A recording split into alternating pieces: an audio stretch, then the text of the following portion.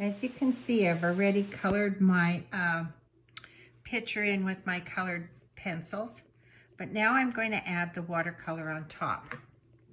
And so I'm just putting a light wash of a orangey yellow mixture. Look how that's just brightening up the whole thing. And I'm going to kind of watch where I put it because I don't want it over the whole thing. I just want it wherever the oranges are, because I'll add another color as I get into the darker areas. Okay, real quick here.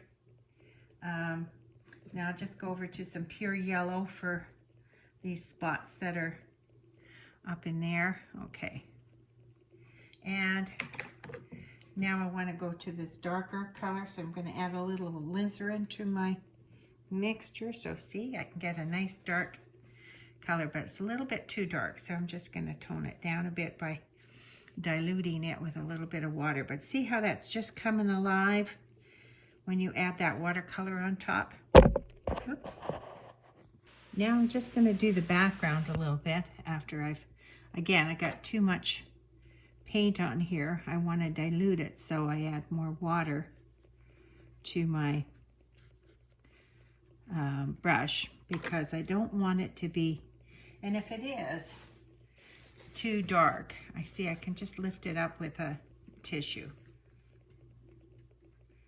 Okay, I'll show you the finished one when I'm done. There, see that kind of fills it all in. Oops, that's not the background. This is the background here. Okay. Okay, here's the finished piece. It's looking pretty good. I love it. Anyway, that is a mixed media. I'm going to show you something else that you can do with a colored pencil and watercolor in a second. Okay, in this video, I have a leaf under here, and we're going to do rubbings. So I've taken an orange, and I'm just going to rub it across here, just like you did when you were a kid in school. This is really fun to do. So I can add different colors in here if I like.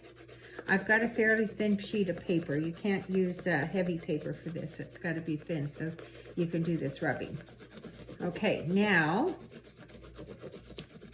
I'm going to take my brush and take my orange that I mixed up before in the last video, and I can follow along. Oh, see, again, too much.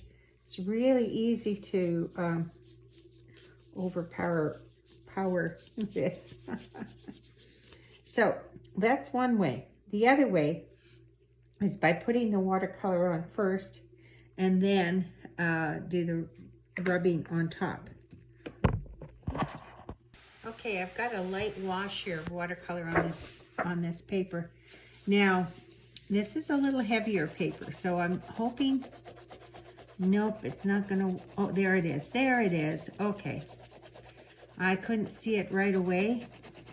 To press a little bit harder, I think, on some of these in order to get it to show. So, there it is. There it is. Okay, there's the bottom of it. Yeah, it all depends on your paper. Now that one's still a little bit hard to find it. My paper is a little bit damp, so that doesn't help any. Anyway, so that's how you would do it. You can cut them out afterwards, like I did with this one, and you can paste them together, and you can get a whole page of different colored rubbings and leaves.